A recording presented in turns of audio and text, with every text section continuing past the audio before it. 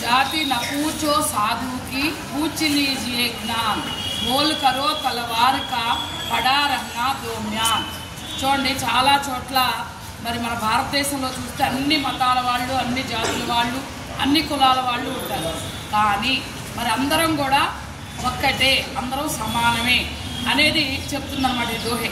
జాతి నపూచో సాధుకి, మీ ఇంటికి ఎవరైనా ఒక జ్ఞాని వచ్చారు అనుకోండి, మీ కులం ఏంటి, మీ జాతి ఏంటి, మీ మతం ఏంటి అని అడగొద్దు, జ్ఞానాన్ని అడిగి తెలుసుకోండి.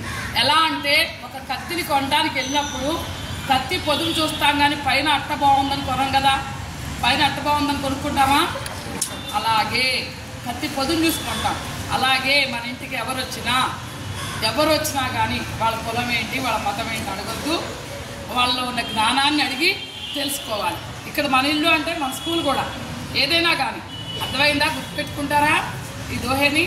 అన్నమయ్య కూడా చెప్పాడు, మనందరం పీల్చే గాలి ఒకటే, మనందరిలో ప్రవహించే రక్తం కూడా ఒక్కటే అని చెప్పాడు. మీరు చదివే ఉంటారు కదా, కాబట్టి ఈరోజు శుద్ధిది అన్నమాట. అచ్చా, ధన్యవాదాలు.